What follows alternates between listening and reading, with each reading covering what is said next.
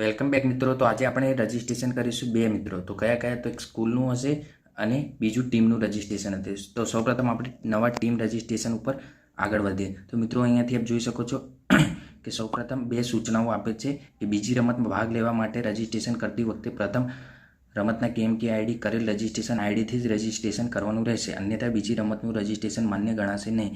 હવે તમને આગળ જણાવીશું શું કહેવા માંગે છે મિત્રો, અને ઘણી ગાઈડલાઈનો પણ છે તે પણ તમને આગળ જણાવીશું કે કઈ કઈ છે મિત્રો।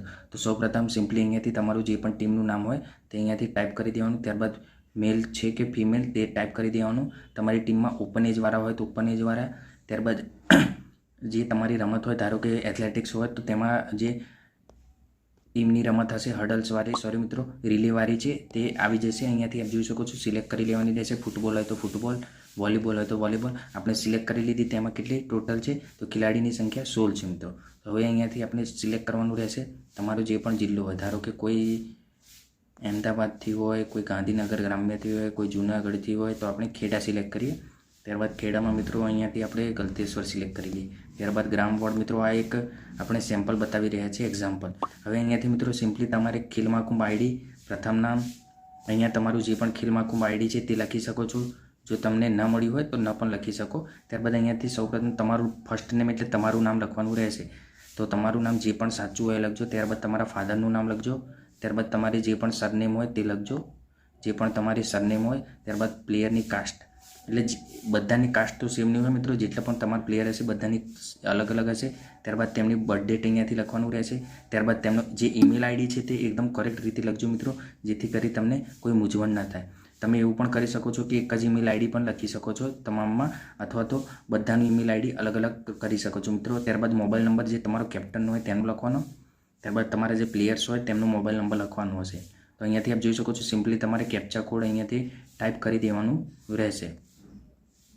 અહીંયાથી કેપ્ચા કોડ કરીને હું સ્વીકારું છું કરીને સબમિટ ઉપર અહીંયાથી આપ જોઈ શકો છો કે નોંધ આપેલ છે। પ્લેયરના લોગિન ID અને પાસવર્ડની માહિતી તમે ઉપર આપેલ મોબાઈલ નંબરમાં પ્રાપ્ત થશે। તો આપ સમજી ગયા છો મિત્રો, અહીંયાથી જે મોબાઈલ નંબર તમે કેપ્ટનનો આપેલ હશે તેમાં પ્રાપ્ત થશે। અને અહીંયા બીજી એક ટીમની જે બાહેધરી છે તે આપણે જાણી લઈએ કે શું છે મિત્રો। તો અહીંયાથી આપ જોઈ શકો છો કે જે પણ ટીમની બાહેધરી છે તે શું કહેવા માગે છે। તો અહીંયાથી આપ જોઈ શકો છો કે સ્પર્ધા દરમિયાન કોઈપણ જાતની શારીરિક હાનિ થશે તો તેની જવાબદારી વાલીની અને આયોજકોની રહેશે। ત્યારબાદ હું રજિસ્ટ્રેશન સમગ્ર રાજ્યમાંથી ફક્ત એક જ સ્થળેથી કરી શકીશ, અન્યથા મારું રજિસ્ટ્રેશન માન્ય ગણાશે નહીં। આથી બાહેધરી આપું છું કે ખેલ મહાકુંભ વિજેતા પસંદગી પામીશ તો સ્પર્ધા સ્થળે મારા ખર્ચે અને જોખમે સમય કરતાં પહેલાં ઉપસ્થિત રહીશ। અને હવે મિત્રો જાણી લે, જો તમે બીજી રમતમાં ભાગ લેવા માંગતા હોય તો તમારે શું કરવાનું રહેશે। તો અહીંયાથી આપ જોઈ શકો છો કે તમારે જો સેકન્ડ રમતમાં પાર્ટિસિપેટ કરવું હોય તો અહીંયાથી જે પ્રથમ વખત તમે જે રજિસ્ટ્રેશન કર્યું છે KMK IDથી એ જ રજિસ્ટ્રેશન IDથી રજિસ્ટ્રેશન કરવાનું રહેશે, અન્યથા બીજી રજિસ્ટ્રેશન IDથી માન્ય ગણાશે નહીં। તો એ પણ કઈ રીતે થાય તે તમને લાસ્ટમાં બતાવીશું, અને મિત્રો કયા કયા બેનિફિટ થશે જે આપણે ટાઇટલમાં બતાવેલ છે તે પણ તમને જાણવા મળશે। તો હવે આપણે હોમ તરફ વધી અને આપણે આગળની જે માહિતી છે સ્કૂલવાળાની એટલે શાળાની જે કોલેજ છે તેની માહિતી આપી દઈએ મિત્રો। તો સૌપ્રથમ તમારે સ્કૂલવાળાને અહીંયાથી જોઈ શકો છો કે તમારે જે રજિસ્ટ્રેશન હશે તે સ્કૂલમાંથી જ કરાવવાનું રહેશે। ત્યારબાદ જે રજિસ્ટ્રેશન શાળા અથવા કોલેજ, તો અહીંયાથી કોલેજવાળા પણ કરાવી શકે છે। જો કોલેજનો પ્રકાર કયો છે, ડિપ્લોમા, ITI, સરકારી, સેલ્ફ ફાઇનાન્સ, ITI ડિપ્લોમા આટલા રહેશે।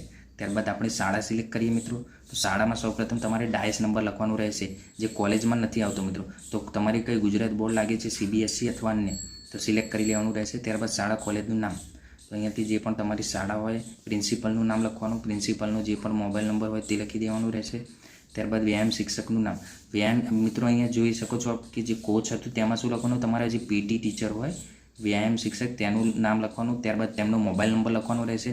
તેઓનું જે કરેક્ટ ઈમેલ ID હોય તે જ લખજો મિત્રો, જેથી કરી તેમને પણ ઇનામ મળશે। હા મિત્રો, જો તમારો કોઈ કોચ અથવા શાળાવાળા તમને રજિસ્ટ્રેશન કરવામાં પ્રોત્સાહન ન કરતા હોય તો આ વિડીયો તેમને જરૂરથી શેર કરજો, અને જે પણ તમારા ભાઈ બહેન હોય બધાને શેર કરજો, જેથી કરી મિત્રો ઘણાને પૈસા પણ મળશે। આપણે જે મનીની વાત કરી છે, મની કઈ રીતે મળશે તે પણ તમને જણાવીશું। તો મિત્રો વિડીયો કદાચ લાંબો થઈ જશે, પરંતુ તમને એ એકદમ સાચી સચોટ માહિતી મળશે।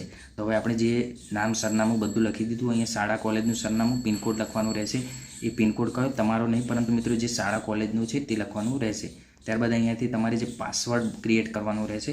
પાસવર્ડ મિત્રો 4 અંક તમારા અહીંયાથી લખજો, એક કેપિટલ લખજો અને 4 આંકડા અહીંયાથી કીપેડવાળા પસંદ કરજો, જે ડિજિટ હોય તે। પાસવર્ડ ફરીથી 2 વાર અહીં લખવાનો, ત્યારબાદ અહીંયાથી કેપ્ચા કોડ ટાઈપ કરી દેવાનો।